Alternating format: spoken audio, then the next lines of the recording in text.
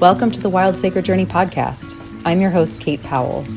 In a world where humans who feel vibrant, whole, and fully alive seem to be increasingly rare, where burnout and brokenness seem to be increasingly the norm, both in individuals and our larger ecosystems, it seems worth exploring how did we get here? And more importantly, what perspectives or what cultural practices or what spiritual, ancestral, or animist wisdom processes might help us stay true to the spark and rhythm of our aliveness on this wild, heartbreaking, but ultimately rare and precious life. Thank you for being here. May these conversations help us to stay human in the face of dehumanizing forces. May they nourish our wild, tender hearts, and may they plant seeds which flourish into a more regenerative and vibrant future.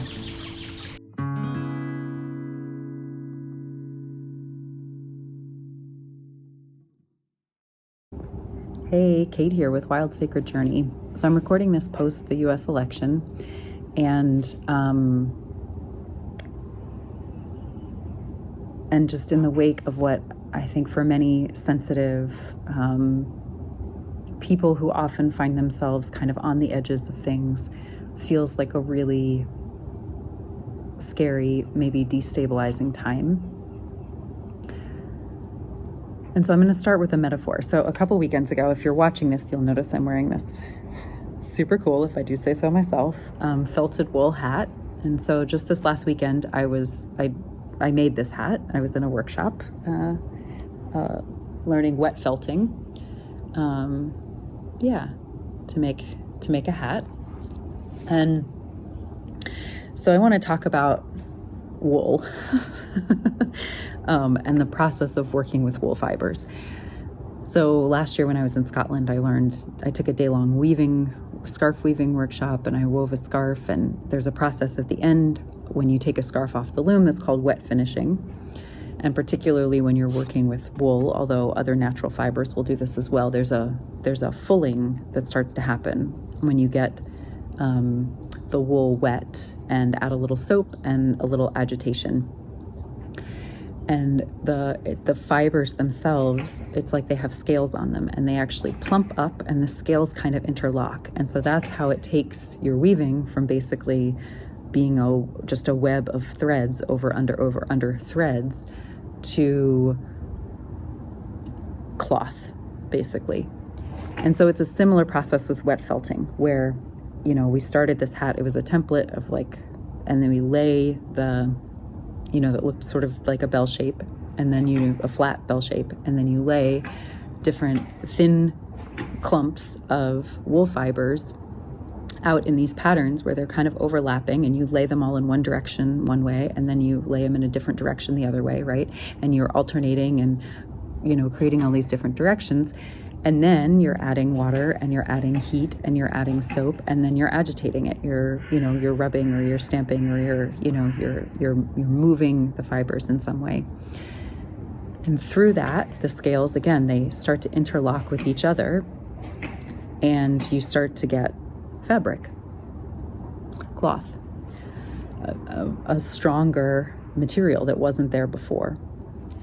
So there's a couple lessons that I'm kind of reminding myself of that I feel like that process helped really bring to me in more of an embodied way that I'm kind of reminding myself of in this moment. And one is that the more seemingly conflicting directions the strands lie, the more diversity you have in the directions that the strands are lying in, the stronger the fabric is. And that it takes agitation. It takes a certain amount of stress to actually really create the strength and the interlockingness of it all.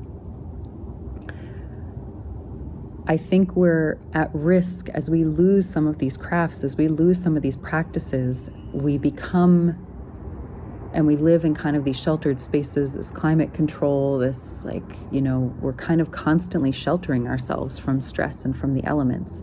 And there's healthy amounts of stress and there's unhealthy amounts of stress. And, it's really important to be discerning.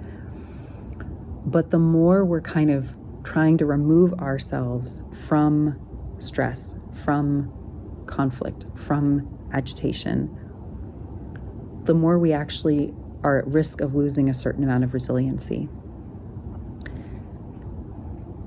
And so there's something about working with these fibers and remembering that they're actually stronger if they're not all lying the same direction, if they don't all have, quote unquote, the exact same vision, right? Uniformity is not strength. And so in the US election, we had one candidate who, from where I stand, was representing fascism, and one who, while not representing fascism, was firmly representing empire. And while they are different flavors of the same thing, they both seek less diversity. So, yeah. So that's something I'm kind of, for me personally, that I'm holding on to in this moment. And I offer that for you in case it resonates. And I also want to say too, so not only is the practice, the act of creating this hat like a lesson, but I think there's something too in remembering that the institution of government has never been the repository for wisdom, for ethics and morality, for culture, for the continuation and support of humanity, right? The institution of government has never been where humans have stored those things to be passed down to future generations. Now, in an ideal world, to whatever the form of governance and leadership is within the community, you would hope that the humans who are filling that role are engaged in the practices, the cultural practices and processes of wisdom making, of meaning making, of dreaming and visioning, of craft, of care, of, all of these things. In an ideal world, you want the leaders, the people in those positions to be engaged in those practices. But the institution of governance itself has never been where humans have stored those things. We have stored them in stories. We have stored them in songs. We have stored them in cooking food together and eating it together. We have stored it in how we interact with the natural world, whether through farming, through hunting and gathering, through foraging. It's been stored in the ways we set up frameworks for relating to each other, for teaching, for creating knowledge and meaning together through back and forth with our stories and sharing those things, and somehow arriving through multiple stories and all different perspectives, arriving at some sort of deeper truth or wisdom or knowledge that has been stress tested against multiple different perspectives and somehow still holds up. So it's through those are the places where humanity, aliveness, morality and ethics, culture, wisdom, knowledge, those are the places where that has been stored, and where humanity has held those and has used those practices to pass them down. And so part of why I'm as interested as I am in where these more animist and ancestral healing practices bridge with ancestral craft and story and song and these other things is because all together, I believe those create, that's the library, right? That's the storehouse for our humanity, for our aliveness. And if we continue to, those are also the things that we're at risk of losing in our modern world. And if we continue to lose those, then we end up looking for institutions that were never meant to hold those for us. And we expect saviors to come in the form of certain representatives and power, all that kind of stuff, instead of being able to recognize that we, the people, hold the power. We, the people, hold these stores. And so when we can engage in these practices, when we can work with wool and learn from the wool, some lessons, right? Extrapolate out some lessons from working with the wool.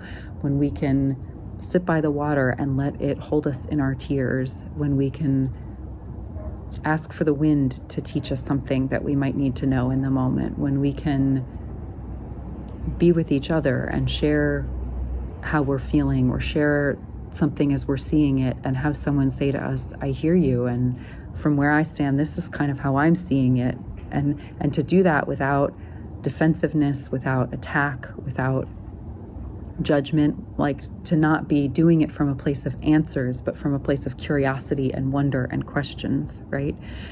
When we can sit in those spaces and engage with each other in that way,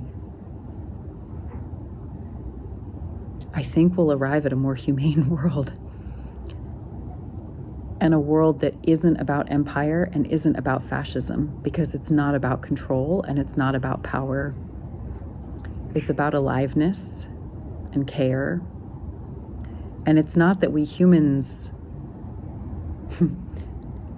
it's not that there was a magical time when humans didn't have the impulse towards greed, or the impulse towards more power, or the impulse towards aggression, right? Humans have those. They're not inherently bad. But we also had these systems in place to help us keep those in check.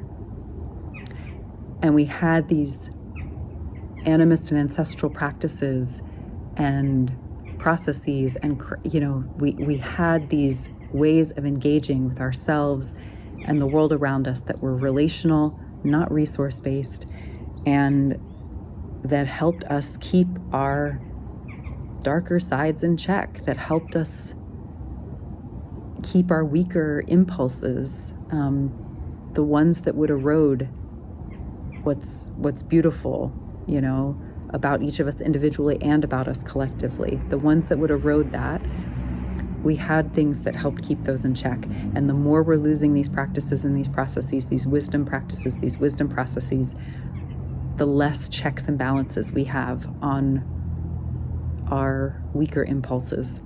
And then we end up in situations like what we're in. So, as far as organizing and all of that goes, that's not my strength. That doesn't feel like that's my work to do in this world, my medicine to bring to the world. But I wanted to offer my perspective from where I stand, thinking about wool in the wake of the election, and what these animist and ancestral practices and wisdom processes might have for us in these times, and a reminder that it's not about looking to the government to hold those things for us. That's giving our power away. And if we give our power away, it's really easy to feel hopeless, and it's really easy to be less effective. And so for me, it feels like part of taking our power back is re-engaging with some of these practices and processes in whatever ways are ours to do, so that we're remembering that that's actually where the heart of our humanity lies.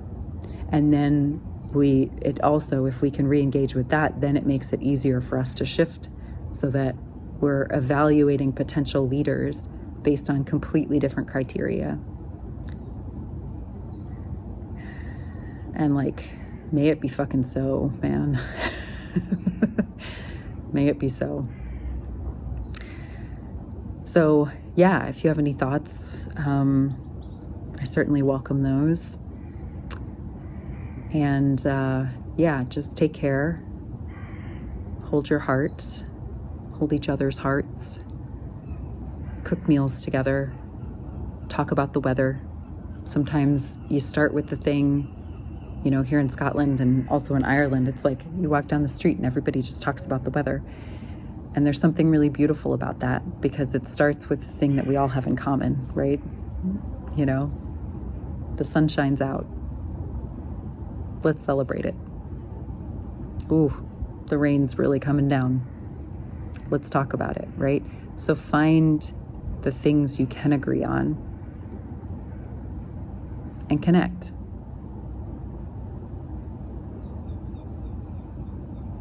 And hold on to what we have in common, so that we can create space for our differences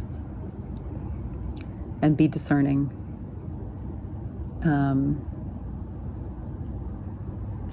And stay human. Let's stay human. So sending just so much love and care and compassion to you all, and I'll see you next time.